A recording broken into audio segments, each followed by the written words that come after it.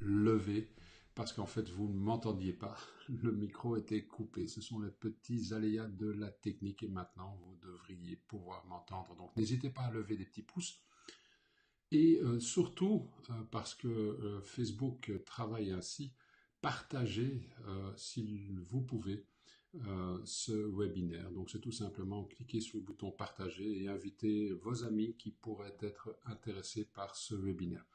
Ce webinaire, comme tous les autres, sera en fait disponible ensuite pour la rediffusion.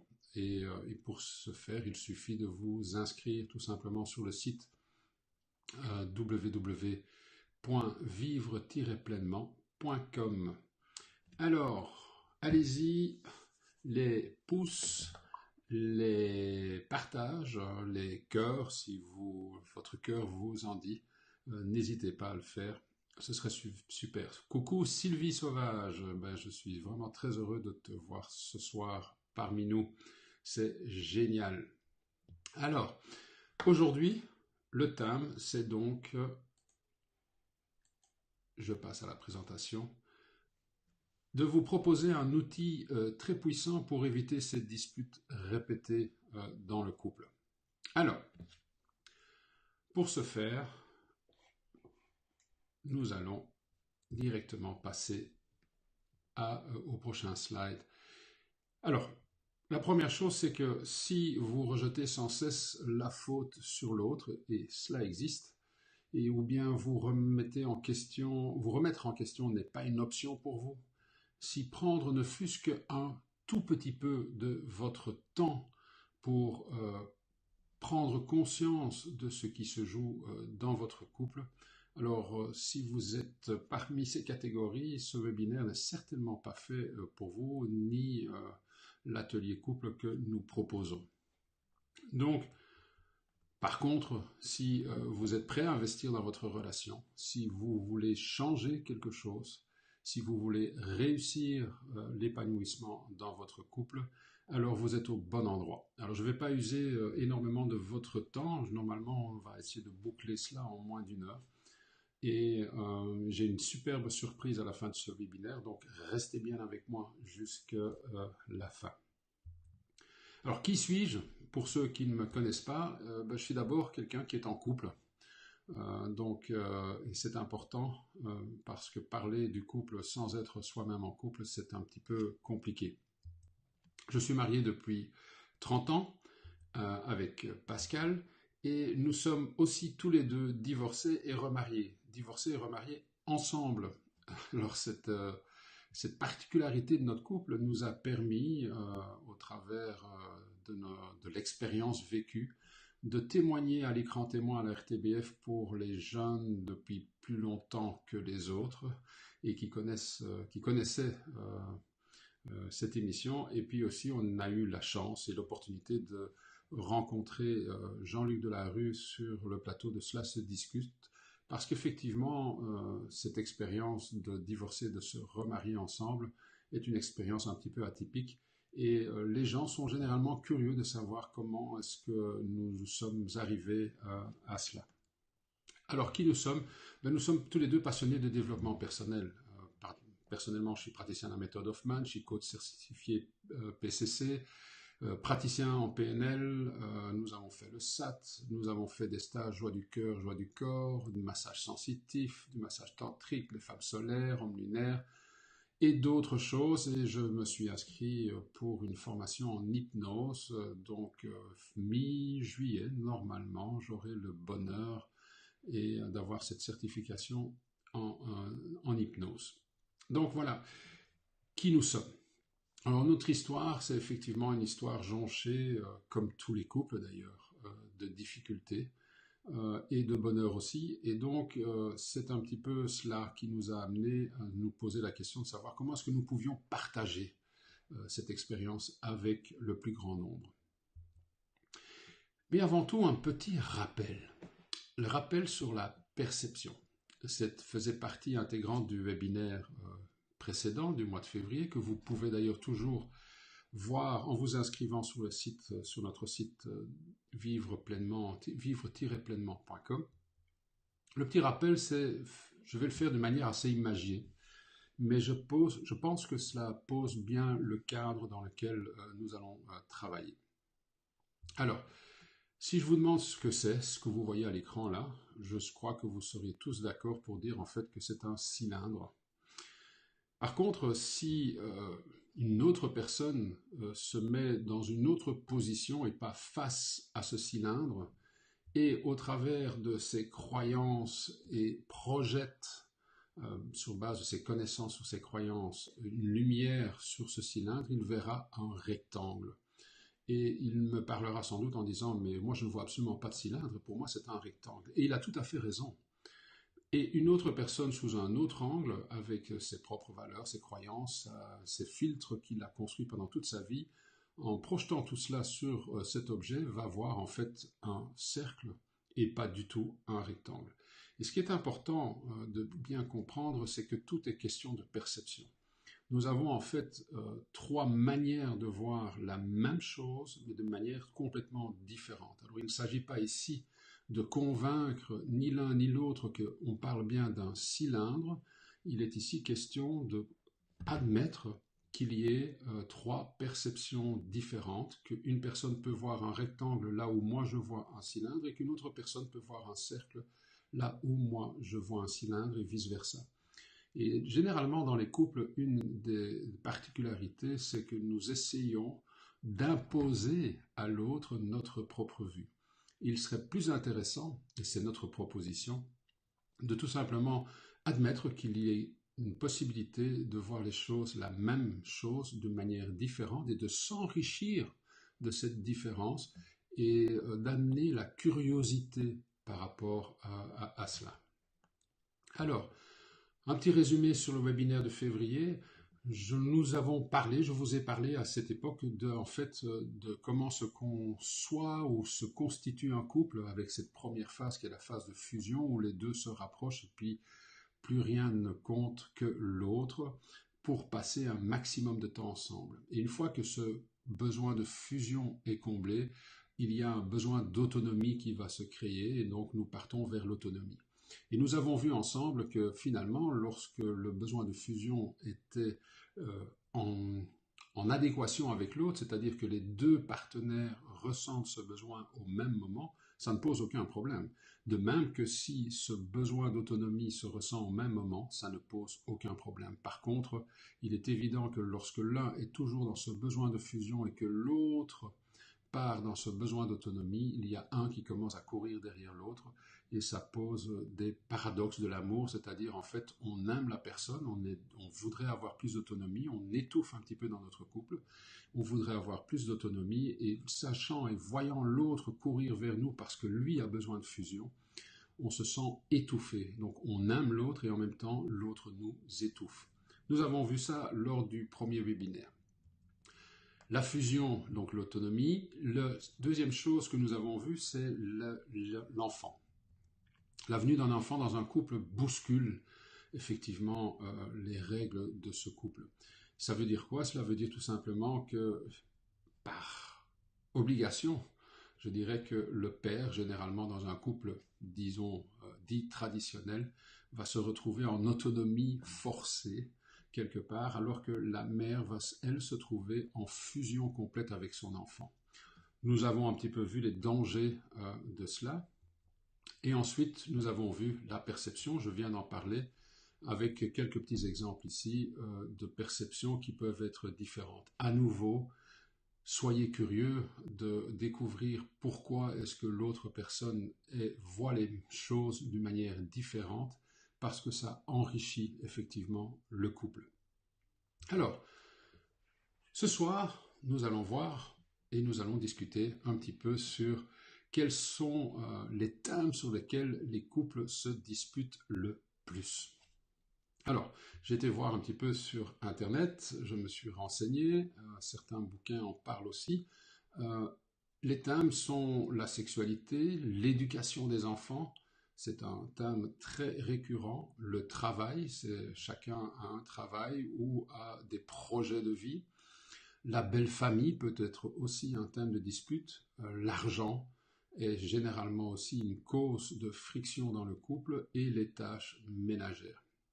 Alors, je sais qu'il y a un petit délai entre le moment où moi je vous parle et le moment où vous me recevez, mais dans les commentaires, ce que j'aimerais, si vous le voulez bien, c'est que vous réfléchissiez 2 secondes et que vous partagiez avec moi quel est le thème récurrent, le thème le plus souvent source de friction dans votre couple. Et vous le mettez tout simplement en commentaire. Alors ça peut être un des thèmes qui est affiché, mais ça peut être aussi un autre thème qui n'est pas affiché et qui vous concerne grandement.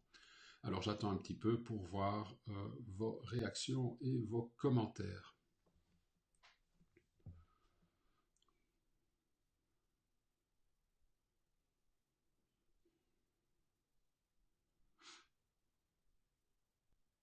Et l'interactivité sur Internet, c'est quand même toujours une sorte de souci puisqu'il y a ce décalage.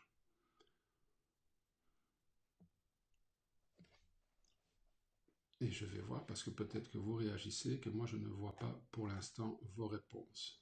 En tout cas, je ne vois pas de réaction pour l'instant, ce n'est pas grave. Je propose que nous continuions dès lors la présentation. Lorsque nous sommes en dispute, il y a un certain nombre de réactions que nous avons.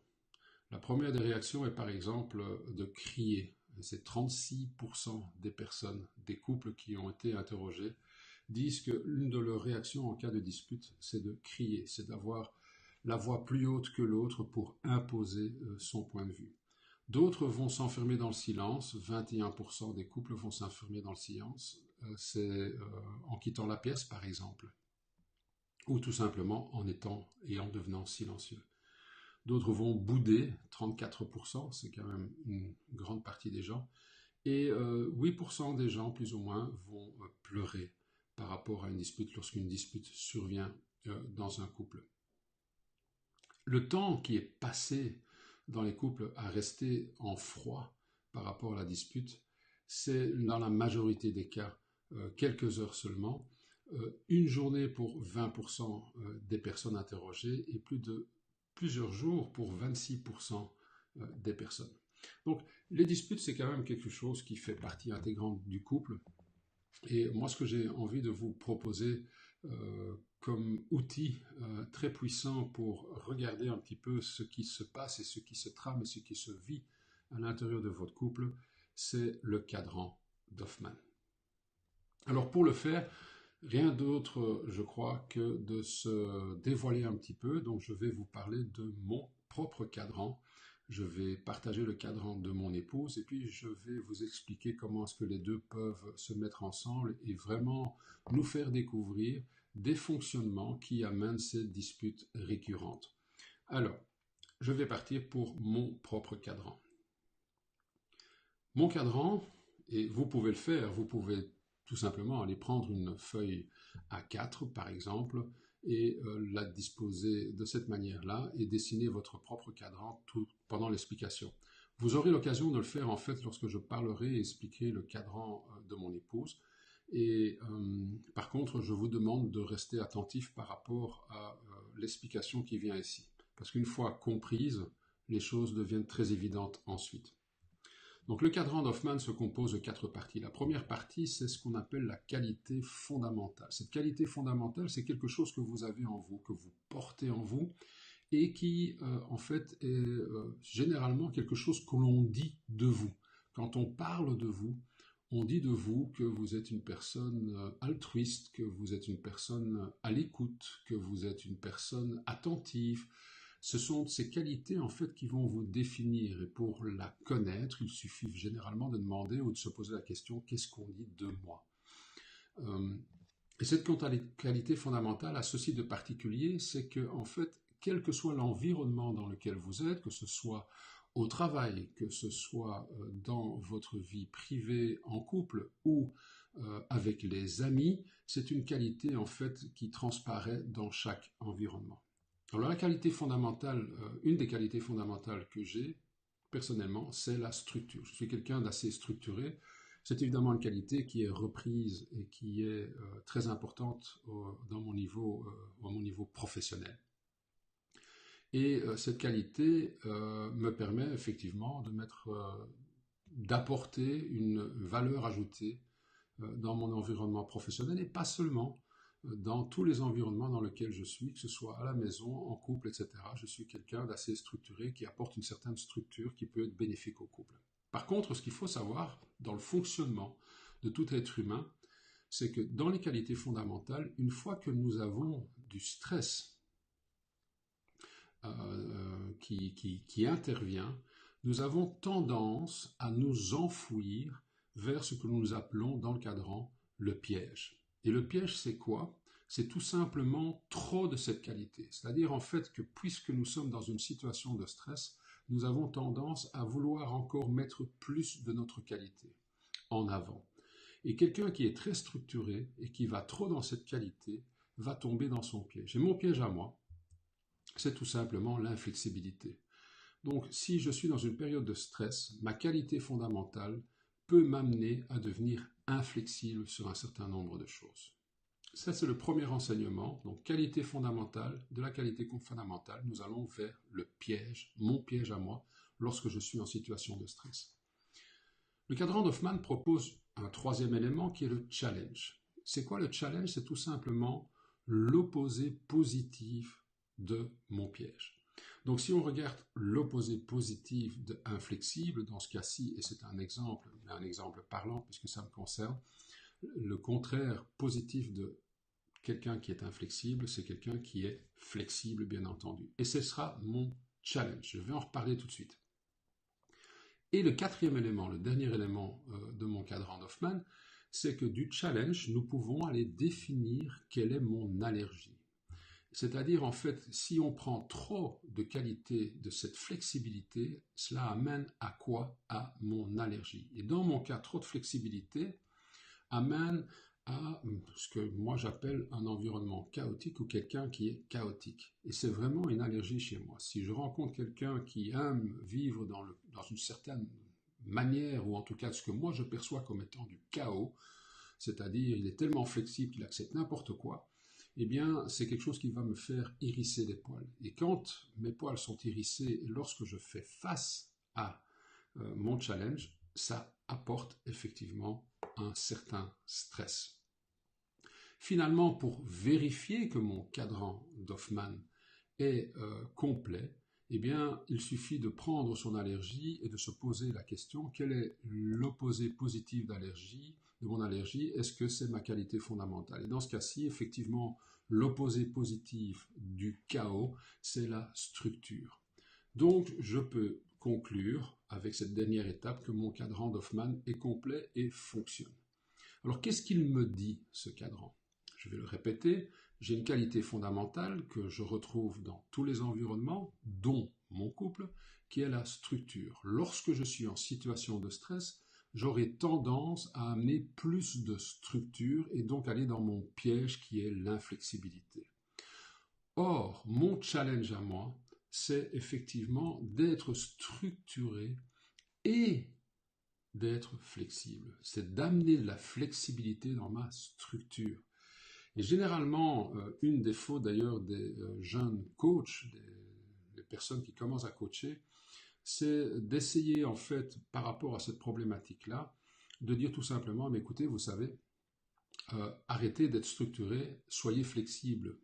Eh bien, ce n'est pas un ou, ce n'est pas je suis structuré ou flexible, c'est comment allier ma qualité fondamentale d'être structuré avec plus de flexibilité. Est-ce que c'est ici OK pour tout le monde? Est-ce que vous êtes en phase avec tout cela? Alors, n'hésitez pas à mettre un petit commentaire. Sylvie me dit, pour moi, je ne suis plus en couple. Les grosses disputes étaient très souvent liées à l'argent. Effectivement, l'argent est un thème qui revient très très souvent dans le couple. C'est une manière différente de voir les choses. Et c'est de nouveau, c'est par rapport à la perception. À partir du moment où l'un voit l'argent comme étant, par exemple, un moyen pour se divertir et l'autre un moyen d'économiser, donc de se sentir en sécurité, si l'un impose à l'autre sa vue, c'est dommage, il vaut mieux à ce moment-là s'enrichir de la vie de l'autre, être curieux de savoir pourquoi est-ce que l'autre pense comme ça, et s'enrichir en fait de sa qualité à lui d'être peut-être plus économe et sa qualité à elle qui est peut-être d'être plus dépensière. Et les deux, en fait, si on allie les deux, on forme un formidable balancier et qui nous permet d'avancer beaucoup plus loin. Alors, si je parle maintenant, et je vous avais dit que nous allions nous dévoiler un petit peu, mon épouse et moi, si je parle un petit peu de Pascal, une de ses qualités fondamentales que l'on entend et que j'entends de nos amis, c'est en fait sa grande souplesse. C'est-à-dire en fait qu'elle, dans toute situation, que ce soit avec des amis qui viennent à l'improviste ou des choses qui sont imprévues, elle sera très souple et va pouvoir s'adapter d'une manière assez extraordinaire par rapport à cet environnement-là. Et si on reprend le cadran d'Hoffmann, cette qualité fondamentale qu'elle a, elle va être sujette à, lorsqu'elle est dans le stress, à vouloir aller dans son piège. Et le piège, c'est quoi? C'est trop de cette qualité. Donc trop de souplesse va pouvoir amener quoi, à votre avis? Eh bien, trop de souplesse peut amener un certain laxisme. C'est-à-dire, en fait, on est souple avec tout, et finalement, on accepte un petit peu n'importe quoi. C'est le piège. Si on regarde et qu'on continue notre cadran d'Hoffmann pour Pascal, nous allons aller du piège vers son challenge. Et le challenge est tout simplement l'opposé positif de son piège. Donc, quel est l'opposé positif du laxisme? Ce serait en fait d'être en exigence. C'est un peu apporter de l'exigence, ce sera son challenge.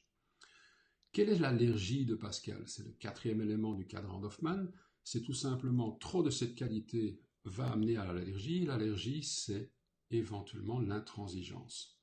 Donc, à partir du moment où Pascal se trouve en face de quelqu'un qui est intransigeant, c'est son allergie. C'est ce qui lui fait redresser les poils du corps et de dire non, ça ne va pas, et ça la met en situation de stress. Pour terminer le cadran et pour le vérifier, il faut encore s'assurer que l'allergie est bien l'opposé positif de cette allergie. J'ai poussé sur le mauvais bouton. L'opposé positif de cette allergie, c'est bien la souplesse. Donc notre cadran fonctionne et n'oublions pas qu'elle sera amenée dans son piège si elle est stressée et elle sera amenée dans son piège aussi si elle rencontre l'allergie autour d'elle. Alors, qu'est-ce que cela peut faire, ces deux cadrans? Alors, Sylvie me pose la question, on n'a plus assez de structure quand on devient trop laxiste. Oui, effectivement, on n'a plus assez de structure lorsqu'on devient trop laxiste. C'est tout à fait vrai. Merci Sylvie pour ton commentaire. Si on va un petit peu plus loin, n'oublions pas que son challenge à elle, qui est l'exigence, ce n'est pas de remplacer sa souplesse par de l'exigence, mais c'est d'amener de l'exigence dans sa qualité fondamentale qu'est la souplesse. Et ce qui est intéressant lorsqu'on parle du couple, c'est en fait que l'on peut reprendre, je reprends ici le mien, donc mon cadran d'Hoffmann, donc je suis structuré, ma qualité fondamentale, mon piège inflexible, mon challenge la flexibilité, et mon allergie, quelqu'un qui est chaotique, et que je reprends le cadran de Pascal, avec sa qualité fondamentale qui est la souplesse, son piège qui est le laxisme, son challenge qui est l'exigence, et pour elle, son allergie qui est l'intransigeance, nous voyons qu'il y a un point commun. L'intransigeance et l'inflexibilité, et nous pouvons les réunir en fait. Et nous avons donc une union entre ces deux cadrans. Et c'est là que en fait toute la magie s'opère et la puissance de cet outil s'opère, c'est lorsque nous pouvons mettre ces deux éléments ensemble. Alors regardez ce qui va se passer. Donc mon cadran est en bas à gauche, le cadran de mon épouse est en bas à droite, en haut à droite, pardon. Donc en bas à gauche c'est moi, en haut à droite décidément, c'est donc mon épouse. Que se passe-t-il? Mon piège est son allergie. Donc lorsque elle voit quelqu'un qui est intransigeant, ça la met en situation de stress parce que c'est son allergie à moi et ça correspond à mon piège. Donc si elle rencontre quelqu'un qui est dans l'intransigeance, si moi je deviens intransigeant parce que je vais tomber dans mon piège, automatiquement cela va créer un stress chez elle. Quand cela crée un stress, ça va la faire tomber elle dans son piège qui est le laxisme. Or, son laxisme est mon allergie. Si elle tombe dans son laxisme, dans son piège, moi, c'est quelque chose sur lequel je suis très allergique. Et donc, cela me stresse. Et quand cela me stresse, qu'est-ce qui se passe? Eh bien, moi, je vais encore aller plus dans mon piège. Et si je suis plus dans mon piège, ça va la stresser, et ainsi de suite. Donc, vous comprenez maintenant, en fait, le fonctionnement de ce qui se joue et ce qui se trame entre nous quand on parle, par exemple, et c'est vraiment ce qui se passe, ce qui se passait, parce que nos enfants aujourd'hui sont devenus grands, ils ont 26 et 24 ans, et donc, mais quand ils étaient plus petits, c'est ce qu'ils se jouaient par rapport à l'éducation. J'expliquerai un petit peu plus en détail. Et en fait, c'est ce qu'on appelle pour le couple, et même en dehors d'un couple, le couloir de la mort. En d'autres termes, l'un entraîne l'autre dans son piège qui est l'allergie de l'autre et on s'entraîne ainsi de suite et on ne sort pas de cette situation. Or, il existe un espace pour la solution. Et cet espace de solution, c'est en fait de travailler sur les deux challenges. Alors, je vais prendre un exemple très concret par rapport à ça. Nous avons toujours un fils, mais lorsqu'il était plus jeune, pour étudier et pour apprendre sa leçon, il allait dans sa chambre et puis il venait réciter dans la cuisine ce qu'il avait appris. Ça le permettait à lui de se conforter dans sa connaissance. Alors, il y avait deux cas de figure. Le cas où c'était papa qui était là, donc moi-même, et lorsqu'il arrivait et qu'il répétait sa leçon, si je percevais qu'il n'avait pas assez étudié, je le renvoyais immédiatement dans sa chambre. Et il devait revenir. Et jusqu'au moment où il connaissait sa leçon. Ça, c'était ma structure. J'étais dans l'exigence, je voulais absolument qu'il connaisse un minimum, et le minimum, la barre était très très haute, c'est-à-dire pratiquement qu'il connaisse toute sa leçon par cœur. Si c'était Pascal qui était dans la cuisine, mon épouse, il venait, et qu'il l'ait étudié ou pas, parce que sa qualité fondamentale c'était la souplesse, même s'il n'avait pas tout étudié, eh bien, il pouvait répéter et répéter ensemble avec Pascal jusqu'au moment où il connaissait sa leçon. Ce qui, moi, m'horripilait. Pourquoi? Parce que je me disais, mais on va en faire un assisté. Et Pascal, de son côté, disait, mais non, on ne va pas en faire un assisté. L'objectif est quand même qu'il connaisse sa leçon. Et donc, on rentrait dans cette boucle continuelle de désaccord par rapport à la manière de travailler avec Kenny ou de le faire travailler par rapport à sa leçon. Et en fait, ce que nous avons appris à deux, tout simplement, c'est que dans sa souplesse, si Pascal amène un petit peu d'exigence, l'exigence est d'arriver à au moins connaître un minimum de la leçon et de ne pas arriver dans la cuisine avec sa feuille sans avoir étudié quoi que ce soit. Et si moi, de mon côté, par rapport à ma qualité fondamentale, je travaillais mon challenge qui était un petit peu plus de flexibilité, c'est-à-dire lui demander d'étudier mais ne peut-être pas tout connaître, nous arrivions ensemble dans un espace de solution.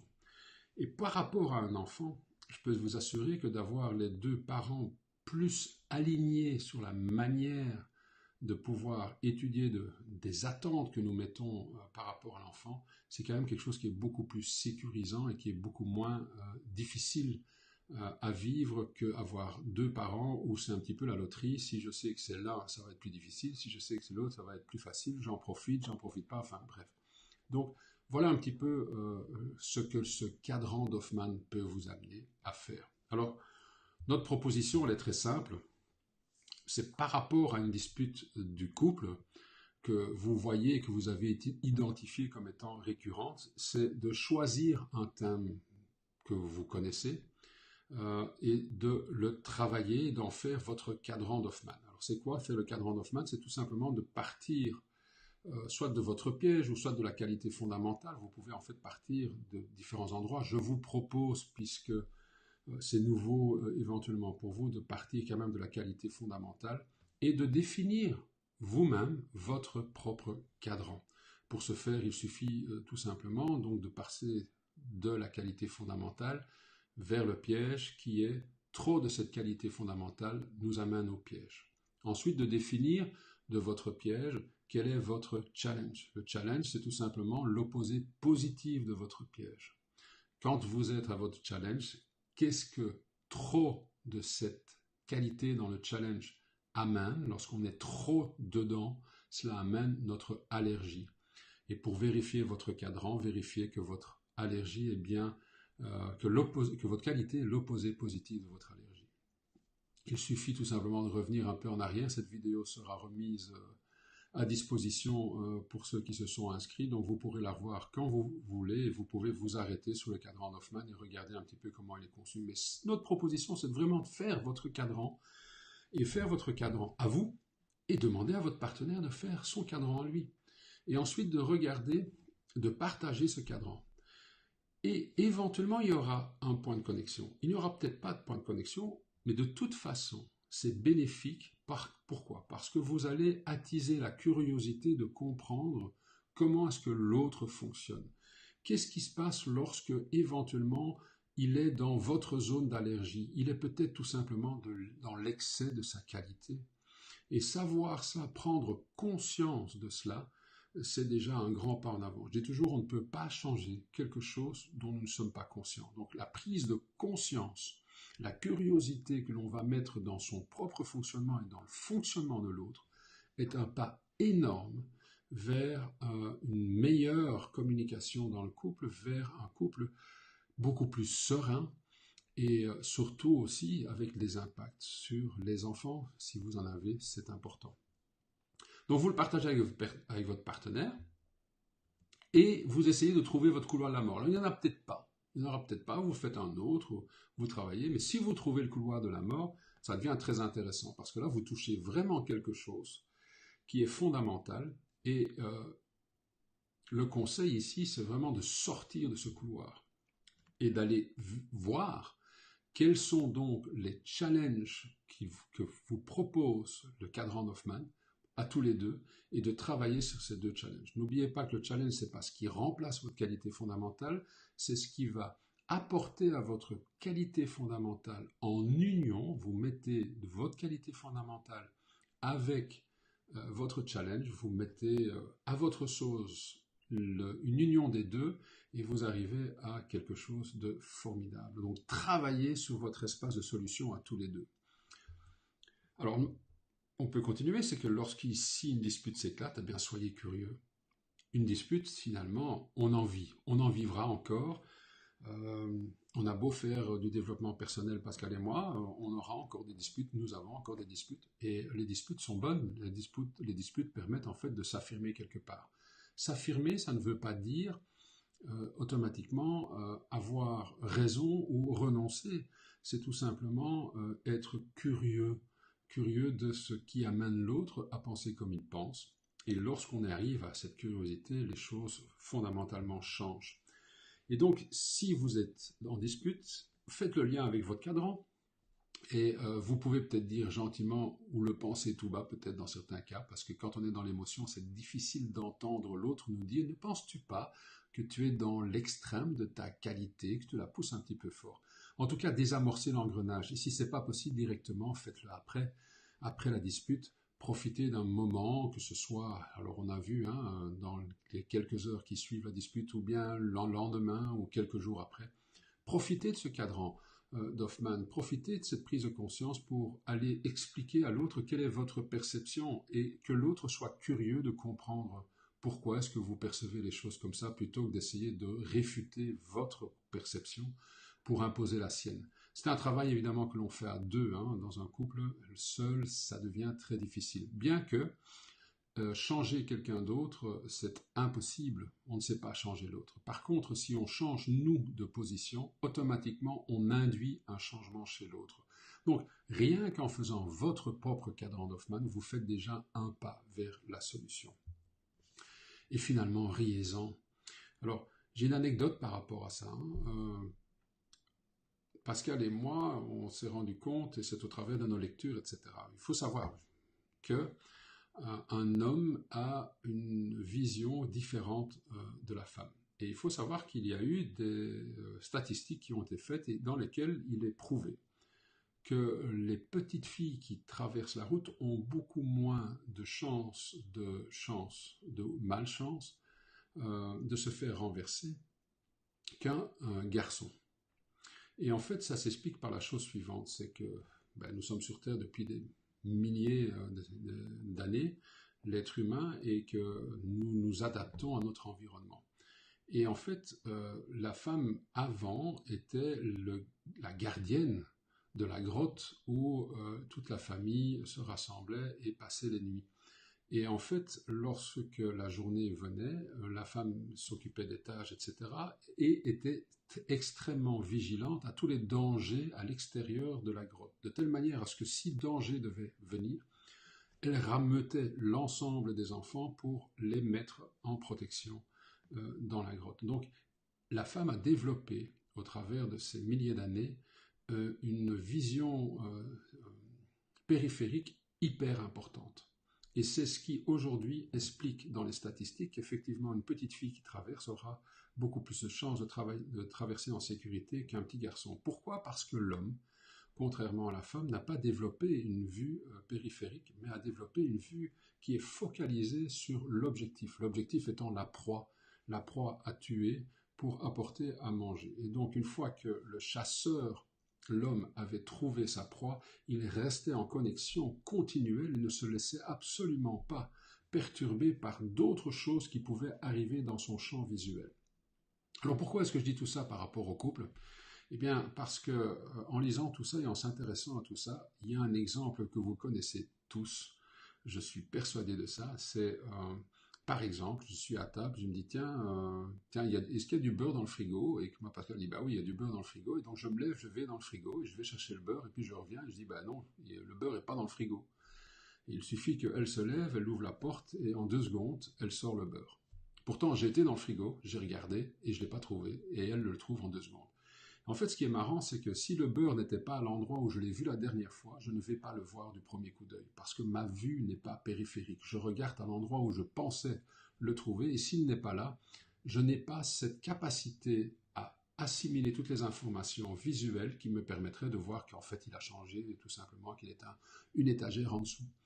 Et Pascal, par contre, si elle arrive et que même si le beurre n'est pas à la place habituelle, en moins d'une seconde, un millième de seconde, elle va pouvoir directement le voir et le sortir du frigo. Alors aujourd'hui, on en rit. Et il m'arrive encore d'ouvrir la porte du frigo, de ne pas trouver ce que je cherche. Et je lui dis toujours, bon, je vais développer ma vision périphérique parce que j'en ai bien besoin, parce que je ne trouve pas ce que je cherche. Et en fait, ce que je fais, c'est tout simplement m'obliger à balayer étagère par étagère pour essayer de trouver, alors qu'elle n'a même pas besoin de le faire, elle se met devant le frigo, elle ouvre la porte et hop, elle a l'élément.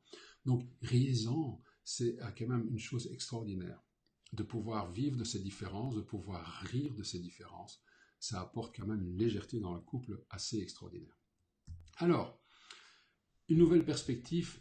Moi, j'ai envie de vous dire, offrez-vous une nouvelle lune de miel. Bon Dieu de bon Dieu. Le nombre de couples qui aujourd'hui se séparent et où vivent des moments qui sont des moments très difficiles, prenez le temps et offrez-vous une nouvelle lune de miel. C'est possible, c'est tout à fait possible en se donnant un petit peu de volonté et de temps. Alors, ce que Pascal et moi, je vous ai dit en début de webinaire, nous avons divorcé et nous nous sommes remariés. Pensez bien que si nous n'avions pas pris le temps de réfléchir un petit peu ensemble sur notre couple, nous ne serions plus ensemble aujourd'hui. Et donc, c'est important parce que le couple, finalement, c'est fondamental dans notre société. Il y a bien des gens qui vivent séparés, qui ne sont plus en couple et qui s'en accommodent, et tant mieux. Mais si vous êtes en couple, c'est pas rien que d'être en couple qui est important, c'est de passer du temps ensemble à regarder un petit peu ce qui peut fonctionner et ce qui ne fonctionne pas, en discuter, faire le point, etc. Ça vaut la peine quand même de passer un petit peu de temps et de faire cet effort-là pour éviter cette dispute récurrente. Alors, lorsqu'il s'agit du couple, bien sûr, il n'y a pas de gens, et moi j'entends parfois des gens qui disent « oui, mais moi je ne suis pas fait pour vivre en couple ». Mais non, il n'y a pas de personnes qui ne sont pas faites pour vivre en couple, il n'y a pas de personnes qui sont faites pour vivre en couple. Il n'existe pas de manuel du bon parent, il n'existe pas de manuel du bon couple. C'est pas quelque chose que l'on que l'on a en nous qui est inné, ce n'est pas quelque chose non plus que l'on peut apprendre quelque part, c'est quelque chose que l'on vit au travers des expériences, et c'est quelque chose aussi sur lequel je pense qu'il est bon de s'investir, il est bon de prendre un petit peu de recul et de temps pour soi, pour aller plus loin. Alors, comment est-ce qu'on pourrait faire pour comprendre tout ce qui se joue dans une relation amoureuse? Comment est-ce qu'elle évolue, ses pièges et ses beautés? Comment apprendre à gérer les difficultés relationnelles, développer plus de sincérité et de confiance en soi, apprendre à apprécier les différences et les changements, créer de nouvelles bases pour un avenir différent. Ne pensez-vous pas que c'est important? Ne pensez-vous pas que c'est quelque chose qui vaut la peine de se pencher là-dessus et de se regarder? Alors notre réflexion à nous, c'est que nous avons réfléchi à tout cela et on a envie de partager un petit peu notre expérience au travers de tout ça.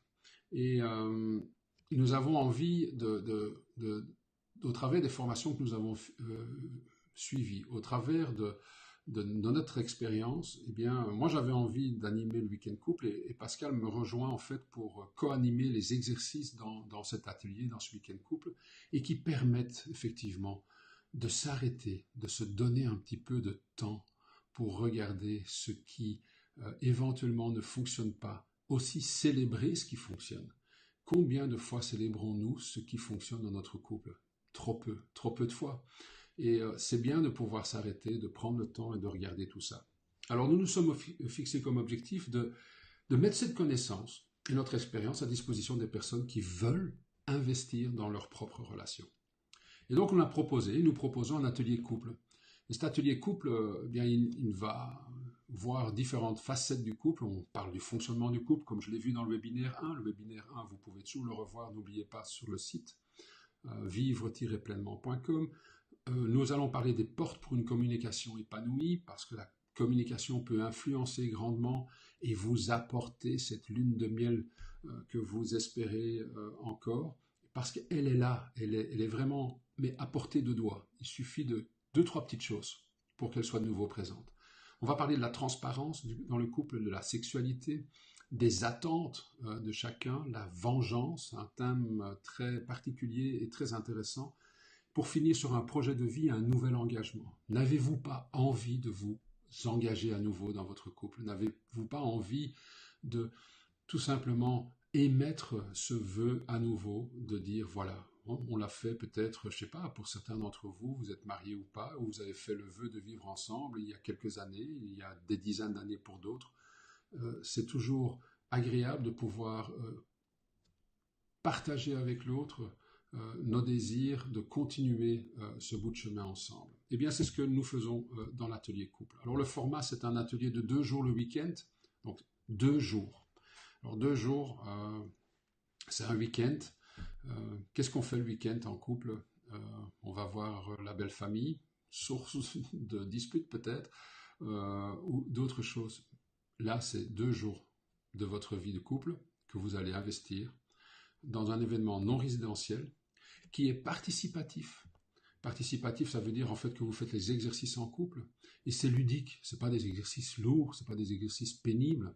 C'est des exercices qui se font dans la joie, dans la bonne humeur, dans le partage et dans un cadre de confidentialité. C'est important de savoir en fait que ce cadre existe et qu'il permet à toute personne de pouvoir s'exprimer dans la confidentialité. C'est pas une obligation de s'exprimer, c'est une possibilité qui est donnée.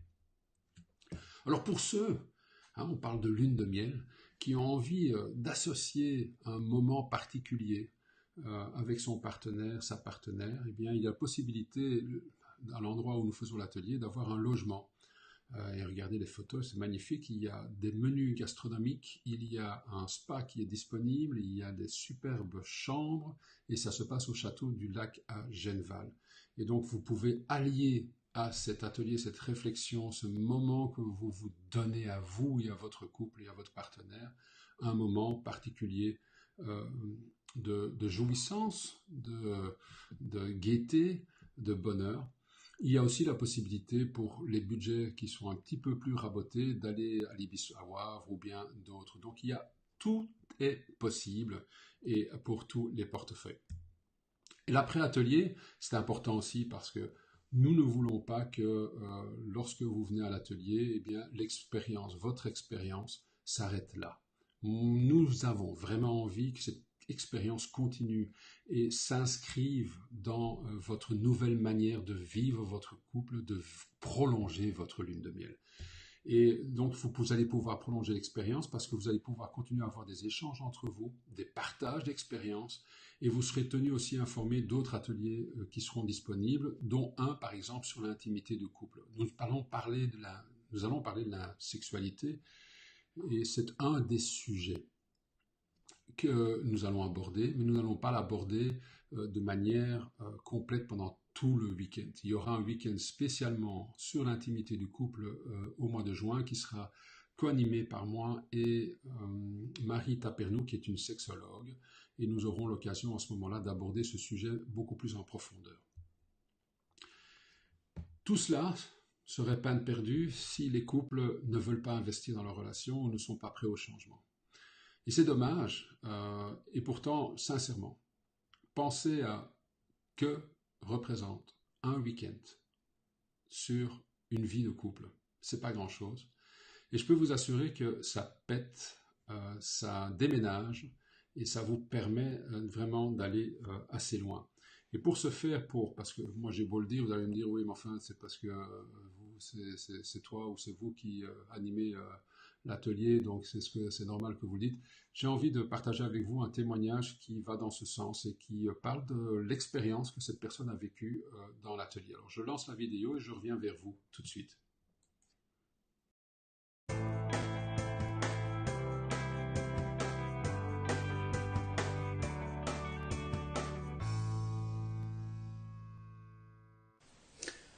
Alors, qui parle de couple parle d'amour. Et surtout, l'amour, dans mon expérience, est quelque chose qui fluctue.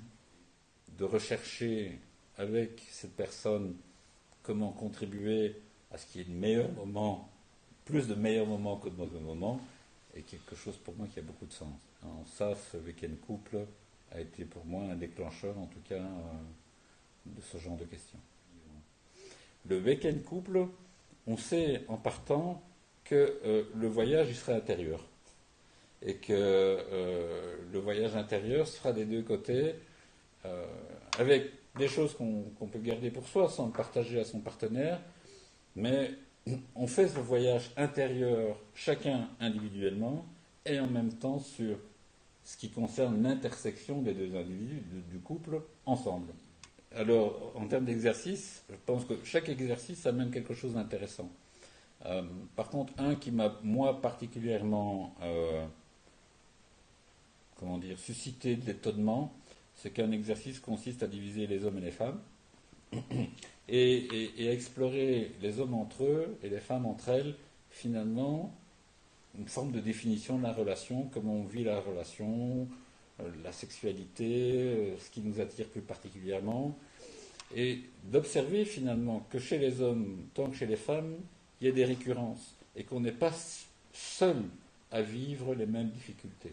Quand un couple aujourd'hui se retrouve face à des difficultés, plutôt que de se poser et de voir comment ce couple, souvent il y a encore de l'amour, peut ensemble résoudre ces difficultés, c'est la séparation.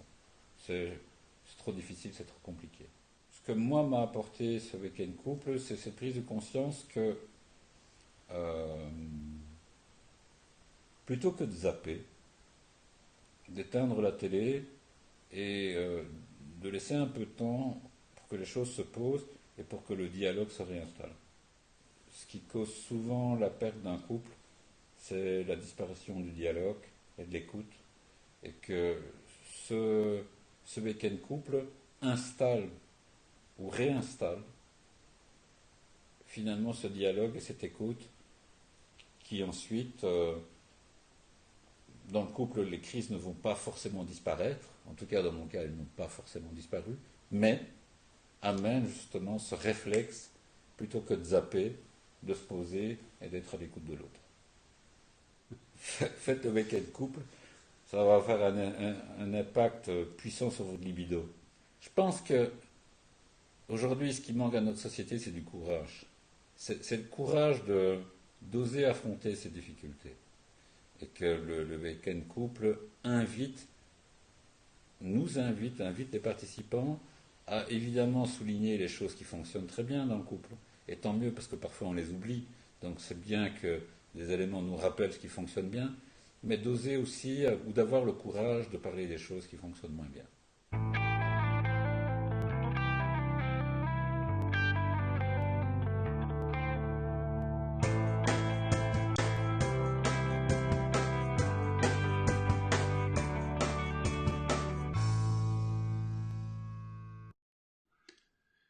Alors voilà un beau témoignage par rapport à l'atelier couple de Max Mellemans que je remercie et je suis en train de collecter d'autres témoignages donc, qui seront disponibles dans les semaines à venir. Ça prend un petit peu de temps pour le montage, etc. Donc, le témoignage, qu'est-ce que vous attendez en fait pour aller un petit peu vers cet atelier, pour vous donner ce temps, pour vous recréer cette lune de miel? En tout cas, une chose qui est certaine, c'est que Pascal et moi-même nous ne serons satisfaits que si vous l'êtes. Et à ce titre, ce que nous voulons absolument, c'est vous offrir un 100% de garantie ou remboursé. Si vous n'êtes pas satisfait, vous serez remboursé. Il n'y a donc aucun risque de venir vers cet atelier. Si ça ne vous plaît pas, eh bien, vous nous le dites. Et parce que notre désir, c'est que vous soyez vraiment satisfait. Alors le prix, parce qu'il faut parler du prix évidemment, c'est un prix par couple, TVA comprise de 595, pour les Français. Et je vais mettre dans les commentaires ici directement sur ma page si je la trouve, parce que là, sur la page Facebook, je vais vous mettre dans les commentaires le lien pour l'inscription.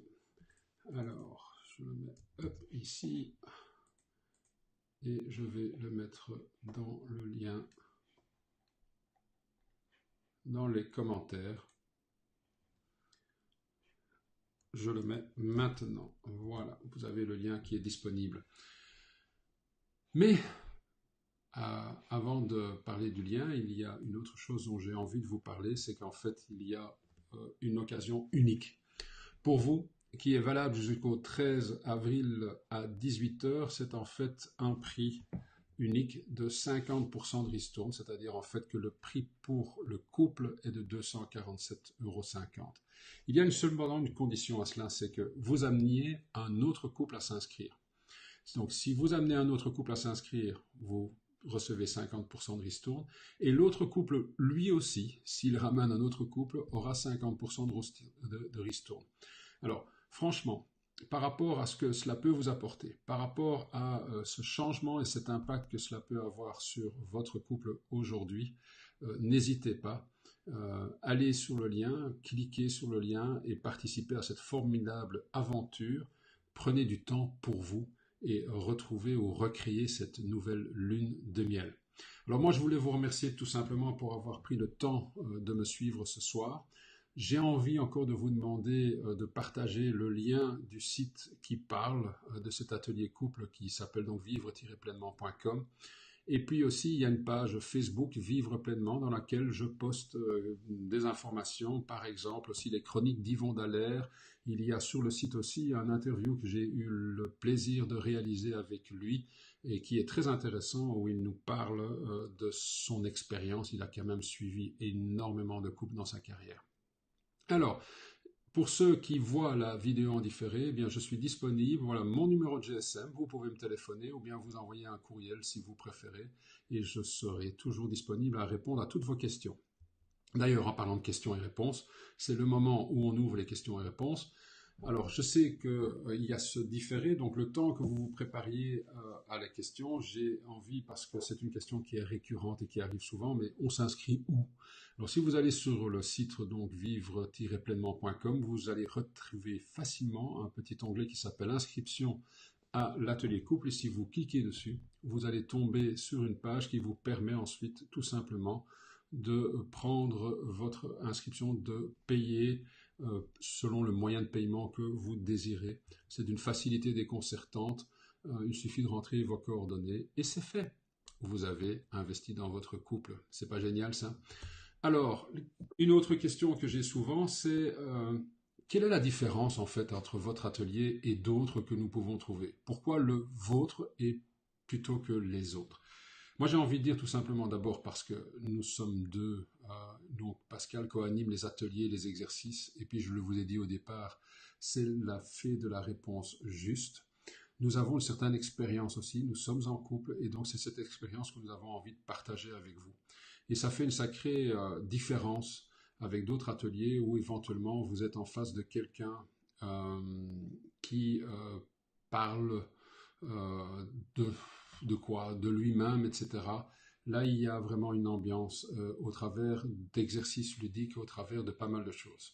Alors, je te remercie Nicolas pour la question. C'est comment profiter du Early Bird sur la page d'inscription. En fait, il n'y a pas de possibilité de profiter du Early Bird sur la page d'inscription. C'est tout simplement à partir du moment où un autre couple vient s'inscrire et dit je suis venu grâce à ce couple-là, automatiquement, nous vous garantissons que dès réception du paiement de cet autre couple, nous vous remboursons les 50% du prix. Donc voilà. Est-ce qu'il y a d'autres questions? Alors, merci beaucoup Stéphanie Corot pour ce magnifique commentaire. Je te remercie. Alors, oui, il y a Pascal qui demande est-ce que c'est là que nous allons loger? Eh bien, on verra bien. Et Béatrice qui dit bah, je l'espère pour toi, bah, je l'espère aussi. Qu'est-ce que nous avons aussi Sylvie qui dit oufti, dommage que je suis seule. Alors, Sylvie, par rapport aux personnes qui sont seules, si tu as une amie ou un ami qui est dans le même cas que toi et qui vous avez envie de vous poser la question de savoir, bon, pas par rapport au couple existant, mais par rapport éventuellement à une problématique de couple que vous avez, ça peut être aussi très intéressant de vivre cet atelier et de le vivre avec une autre personne, un ami, une amie. C'est tout à fait ouvert dans ces cas-là. Donc il n'y a aucun problème, vous pouvez vous inscrire. La seule chose, c'est que nous n'acceptons pas d'inscription d'une seule personne. Il faut que nous soyons un nombre pair et ça s'explique au travers des différents exercices qui sont amenés à être faits dans l'atelier. Alors, je regarde encore.